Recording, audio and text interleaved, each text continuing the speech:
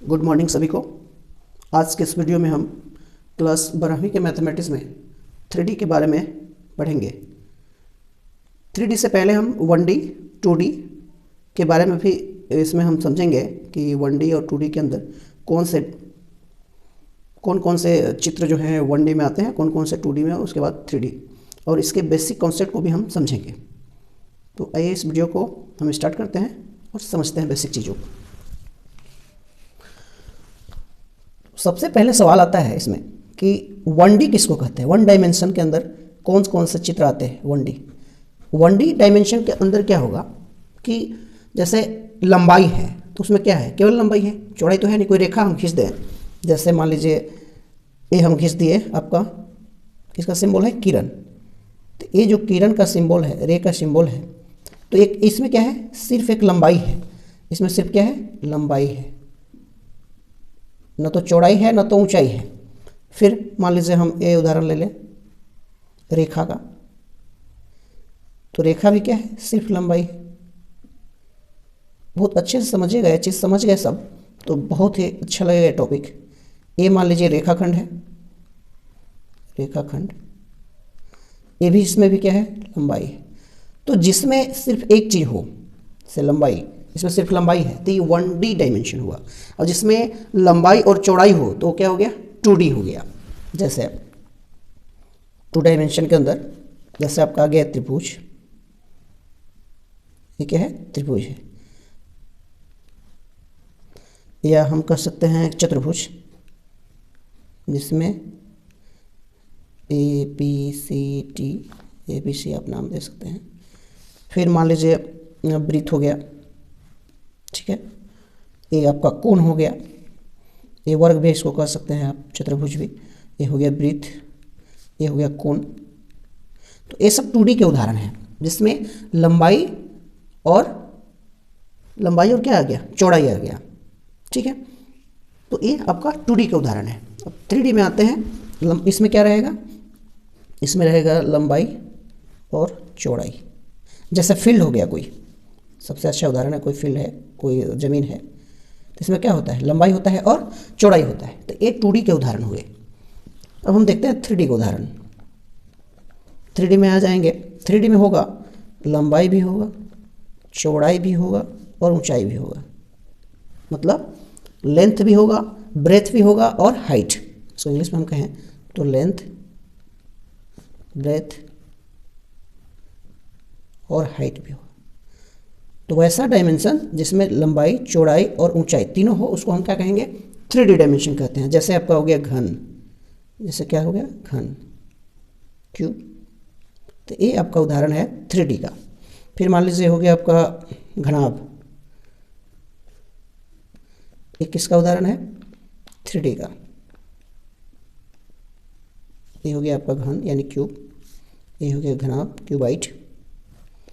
जैसे मान लीजिए ये बेलन हो गया, ये बेलन हो गया, सिलेंडर। फिर मान लीजिए ये हो गया आपका शंकु, कोण। तो ये सब जो उदाहरण है आपके। फिर मान लीजिए छिनक हो गया,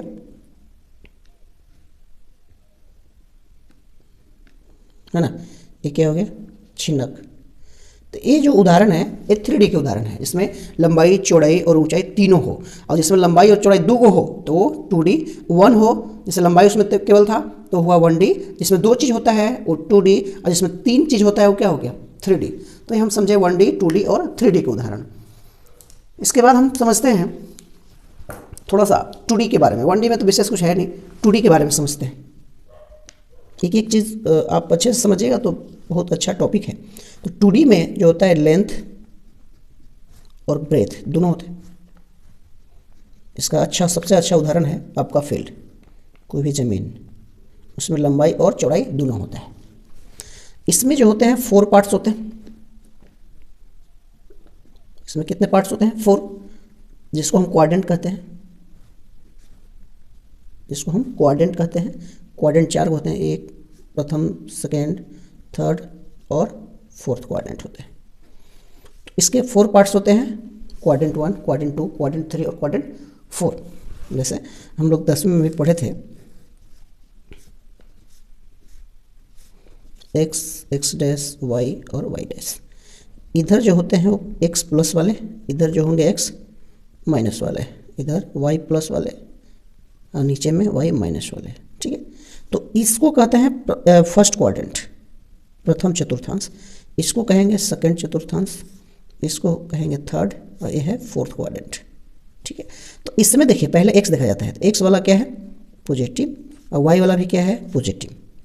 तो प्रथम क्वाड्रेंट में एक्स भी पॉजिटिव और वाई भी पॉजिटिव। सेकंड में देखिए पहले एक्स देखा जाता है, एक्स क्या है नेगेटिव और वाई क्या है पॉजिटिव। सेकंड क्वाड्रेंट में एक्स जो होता है वो नेगेटिव होता है और वाई जो होता है क्या होता है पॉजिटिव होता है। थर्ड में देखिए पहले एक्स देखिए, एक्स क्या है नेगेटिव और वाई क्या है नेगेटिव, तो थर्ड क्वाड्रेंट में दोनों नेगेटिव होते हैं। फोर्थ में ये पहले एक्स पॉजिटिव वाई नेगेटिव, तो फोर्थ क्वाड्रेंट में आपका एक्स जो होता है वो पॉजिटिव होता है और वाई क्या होता है नेगेटिव होता है। तो ये 2D हुआ। अब इसमें हम एक और चीज़ समझते हैं, यहाँ तक तो कोई डाउट नहीं है, 10वीं में आप पढ़े होंगे। जैसे हम लेते हैं कोई पॉइंट,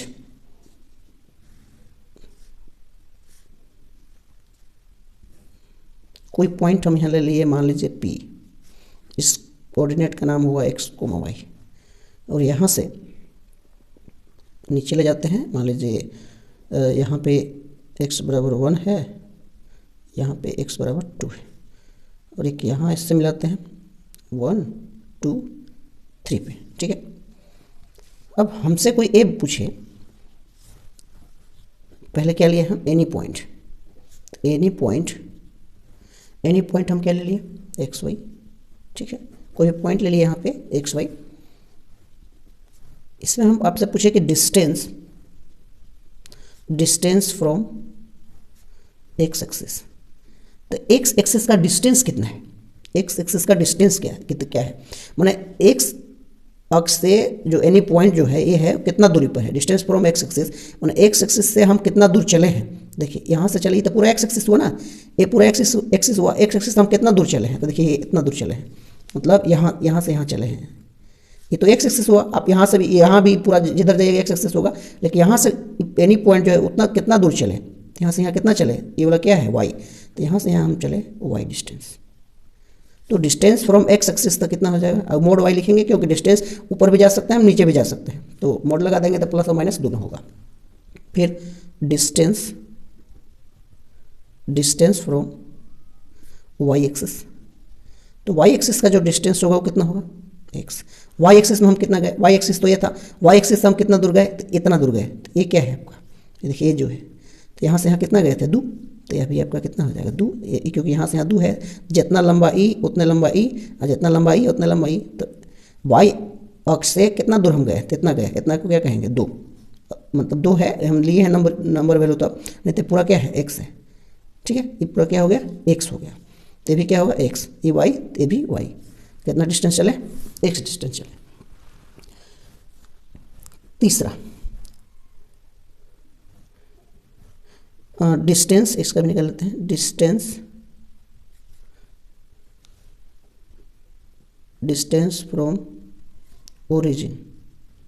देखिए ओरिजिन यहाँ है, यहाँ से कितना दूर चले, तो यहाँ पे कैसे हम डालेंगे, ये ओरिजिन है ना 0, तो यहाँ से यहाँ कितना चले OP, इसकी दूरी क्या है, तो OP जो है, वैसे देखिए ये क्या हो गया कर्ण हो गया, ये लंब हो गया, और ये क्या हो गया आधार हो गया। तो कर्ण निकाल रहे हैं तो लंब स्क्वायर प्लस आधार स्क्वायर, तो लंब यहाँ से यहाँ कितना है x है, तो हो जाएगा x स्क्वायर, और एक कितना है y है, तो हो जाएगा y स्क्वायर। तो डिस्टेंस फ्रॉम ओरिजिन से एनी पॉइंट की दूरी कितना हो जाएगा √x square plus y square. फिर से एक बार हम फिगर में समझा देते हैं।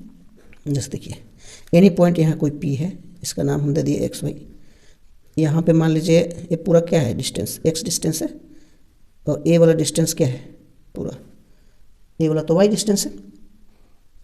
ठीक है, तो डिस्टेंस फ्रॉम एक्स एक्सिस, तो एक्स एक्सिस से डिस्टेंस हम कितना गए, तो इतना गए, यहाँ एक्स एक्सिस तो पूरा है ना, यहाँ से हम कितना दूर गए, तो ये देखिए ये इतना दूरी गए, तो इतना दूरी को हम ही क्या कहेंगे y, तो ये वाला भी दूरी क्या हो जाएगा y, और y से एनी पॉइंट के कितना दूरी गए, तो ये गए, अब इस दूरी को क्या कहते हैं x, तो वही लिखे हैं x, मोड में लिखे हैं क्या कि नीचे भी हम जा सकते हैं, तो दूरी कभी निगेटिव नहीं होता है। और डिस्टेंस फ्रॉम ओरिजिन, तो यहाँ से ये दूरी, तो देखिए कर्ण हो गया ना, इसको ओ नाम हम दें, यहाँ P है तो OP जो है कर्ण हो गया, कर्ण तो लंब स्क्वायर प्लस आधार स्क्वायर, कितना हो जाएगा डिस्टेंस फ्रॉम ओरिजिन, तो कितना हो जाएगा √x square plus y square. यहाँ तक बातें आपको समझ में आ गई होगी, आगे बढ़ते हैं।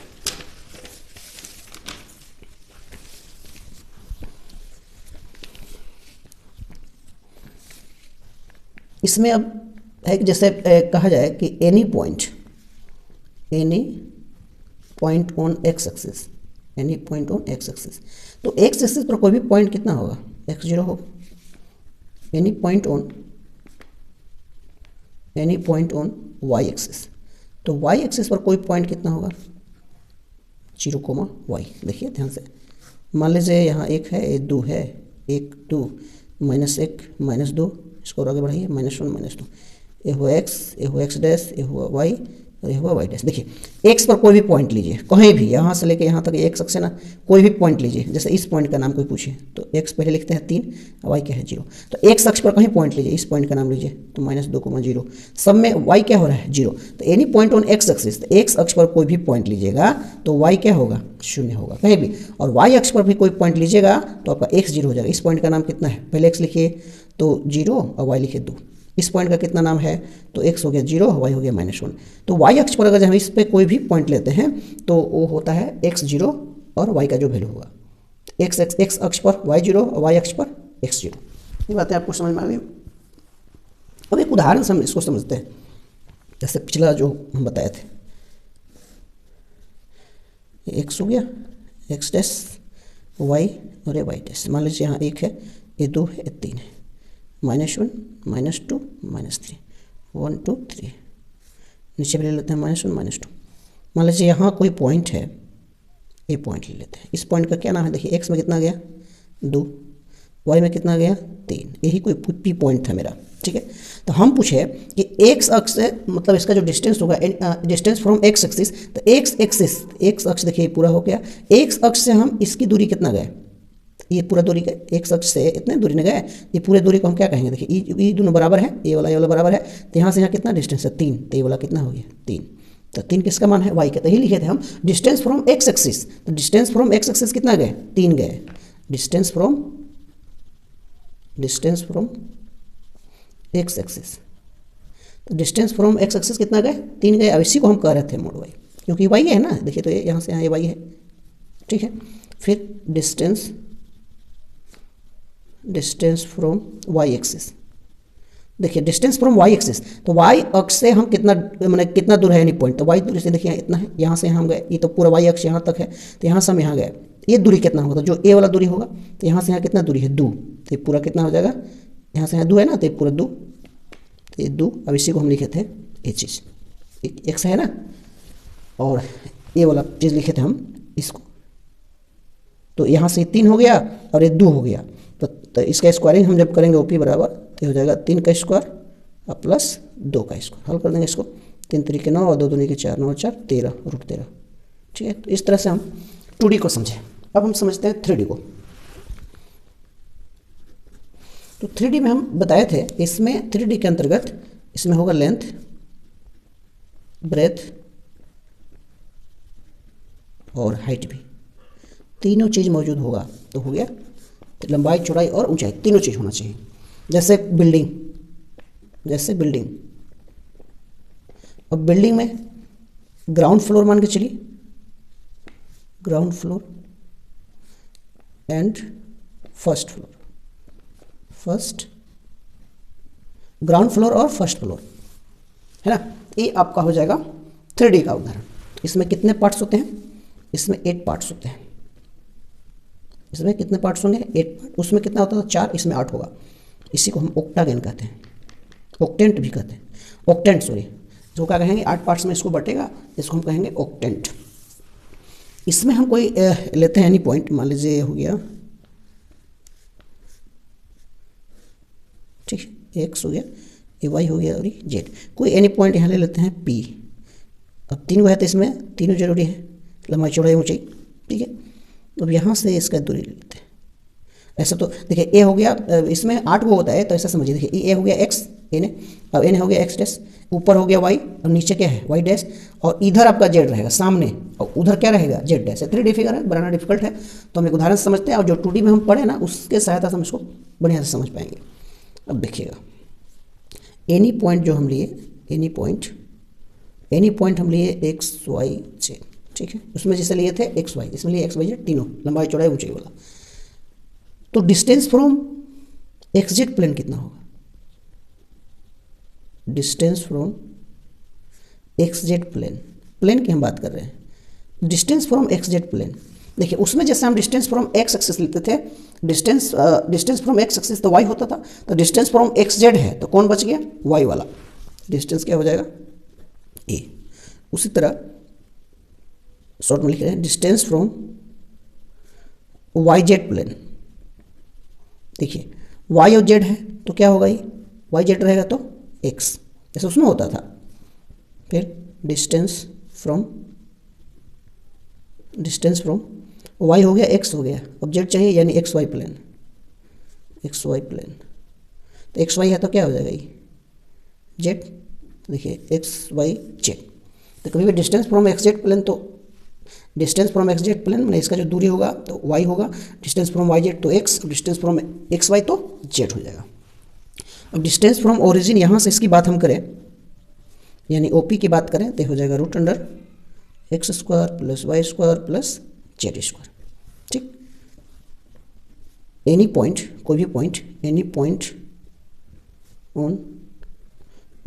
On X Z plane, any point on X Z plane. देखिए एक्स जेड प्लेन है तो वाई क्या हो जाएगा, जीरो। जैसे उसमें any point on X axis कहते थे, तो एक्स अक्ष पर जो बनता था वो वाई वाला क्या होता था, जीरो। तो एक्स जेड प्लेन पे हम बनाएंगे तो वाई क्या होगा, जीरो। एनी पॉइंट ऑन, और ले लेते हैं वाई जेड प्लेन, तो वाई जेड प्लेन में कौन सा नहीं है, एक्स नहीं है, तो जीरो वाई जेड। उसी तरह एनी पॉइंट ऑन, अब कौन सा बच गया, एक्स जेड हो गया, वाई जेड हो गया, एक्स वाई प्लेन। अब देखिए एक्स वाई है तो कौन सा नहीं है, जेड नहीं है, एक्स वाई प्लेन में तो जेड नहीं है, तो जेड वाले को क्या लिखेंगे, जीरो। तो ये 2D से हम समझाए थे, वहीं से आप इसको समझ सकते हैं कि जो नहीं रहेगा वो जीरो होगा। ठीक है, यहाँ तक।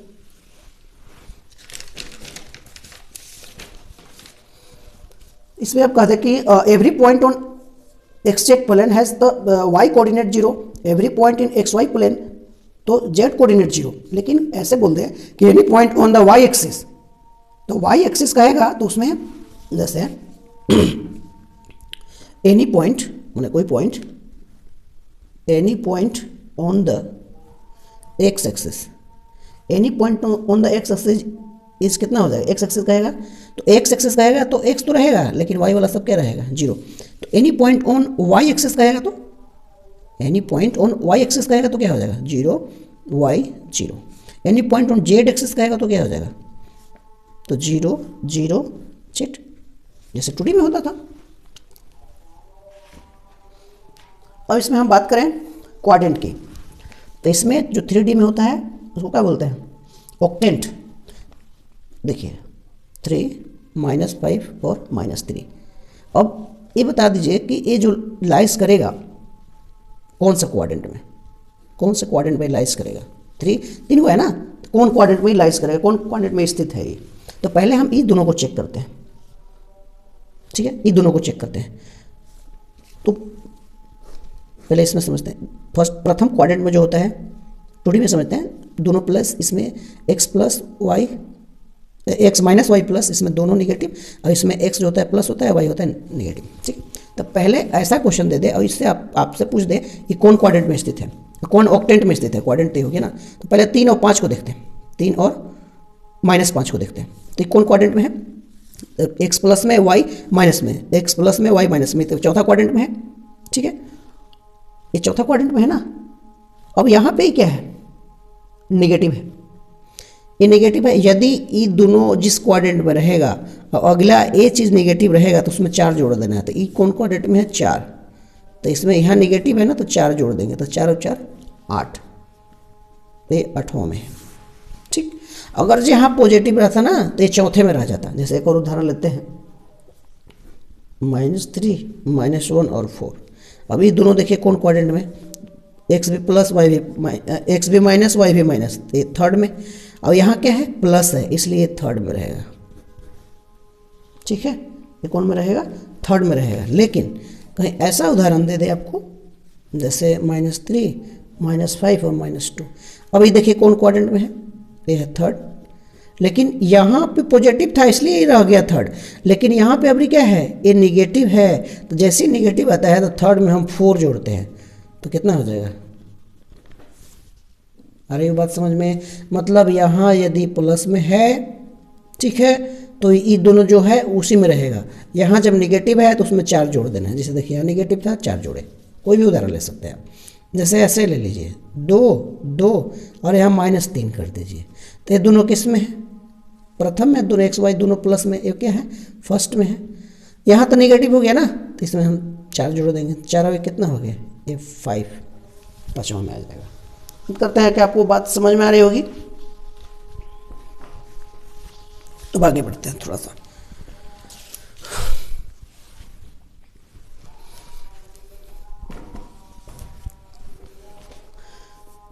अब थोड़ा सा हम वेक्टर के बारे में चर्चा करते हैं। वेक्टर, तो मैग्नीट्यूड एंड वेक्टर में क्या होना चाहिए? मैग्नीट्यूड होना चाहिए और डायरेक्शन होना चाहिए, दोनों ना। मैग्नीट्यूड एंड डायरेक्शन, ठीक है। तो इसमें ज़्यादा जरूरत हमको पड़ेगा triangle law of addition. Triangle law of addition. तो ट्रिंगल लॉ ऑफ एडिशन जो होता है, जैसे मान लीजिए हम चले रांची से चल दिए, और ये मान लीजिए हम चलते हैं बिहार, रांची से बिहार चले, और फिर बिहार से हमको फिर जहाँ जाना होगा, बिहार से मान लीजिए यूपी गए, ठीक। तो हम कहाँ से कहाँ तक गए? रांची से यूपी गए। तो एक कंटिन्यू होना चाहिए, तब जाके एक कहलाता है एडिशन। जहाँ से मतलब ख़त्म हुआ वहीं से हम चालू करेंगे तब ठीक है, नहीं तो फिर रॉन्ग हो जाएगा। ऐसा नहीं कह सकते कि रांची से गए बिहार और फिर यूपी से गए फलना जगह, वैसा नहीं होगा। ये दोनों सेम होना चाहिए। तो एडिशन लॉ को फॉलो, जैसे ये हो गया, मान लीजिए रांची से गए हजारीबाग और फिर पंजाब से गुजरात चल गए, तो ऐसा नहीं होगा। नहीं, ऐसा नहीं होना चाहिए। रांची से हजारीबाग गए तो हजारीबाग से फिर यहाँ जाना चाहिए था गुजरात, तो ये नहीं होगा, ठीक है। और उदाहरण ले सकते हैं, जैसे रांची से गए हजारीबाग, फिर हजारीबाग से चले गए कहीं भी पंजाब, और फिर पंजाब से चल गए गुजरात, ठीक है। और जहाँ जाइए, और फिर गुजरात से चल गए कर्नाटका सपोज। तो ये कहाँ से कहाँ गए हम? रांची से डायरेक्ट गए कहाँ? कर्नाटका, ठीक है। तो ये एडिशन लॉ को फॉलो करता है। अब पोजीशन वेक्टर, जैसे ए बी है, ठीक है, तो इसको लिखेंगे position vector of B minus position vector of A, यानी लिखेंगे इसको, ए बी को लिखना होगा तो ओ बी माइनस ओ ए। कहाँ से स्टार्ट होगा? ये ओरिजिन से जुड़ा हुआ रहता है ना, ओरिजिन से लिखेंगे। जैसे लिखेंगे पी क्यू कोई बोल दिया, ठीक है, इसको लिखेंगे O Q minus O P, ठीक है। तो ये हुआ आपका पोजीशन वेक्टर। तो थोड़ा सा और समझते हैं, इसके बाद अगले वीडियो में हम देखेंगे। ये पहले ही फिजिक्स में भी आप पढ़े होंगे, या तो फर्स्ट ईयर में भी है फिजिक्स में, यूनिट वेक्टर। मैथ में भी है vector, unit vector along X axis. तो unit vector along X axis तो क्या हो जाएगा? आई होगा, या ऐसे भी लिख सकते हैं unit vector along X axis. तो यूनिट वेक्टर किसको बोलते हैं? माने जैसे यूनिट वेक्टर जो हुआ, यूनिट वेक्टर का मतलब होता है कि जैसे कोई वस्तु 15 मीटर लंबा है, मान लीजिए कि ये वस्तु कोई 15 मीटर लंबा है, तो इसी के लंबाई वाला 1 मीटर वाला, इसी को बोलते हैं हम यूनिट वेक्टर। यदि कोई वस्तु 15 मीटर लंबा है तो उसी के डायरेक्शन में 1 मीटर लंबा वाला जो होता है ना, वो कहलाता है आपका यूनिट वेक्टर, ठीक है। तो unit vector along X axis तो आई ना, I cap. Unit vector along Y axis, तो वाई एक्सिस क्या हो जाएगा? जे, ये ऐसे। Unit vector along Z axis, unit vector along Z axis, तो जेड एक्सिस कहेगा तो हो जाएगा के, ठीक है। ये बात समझ में आ गई आपको। तो इस वीडियो में इतना ही। नेक्स्ट वीडियो में हम देखेंगे डायरेक्शन रेशियो और डायरेक्शन कोसाइन के बारे में। धन्यवाद।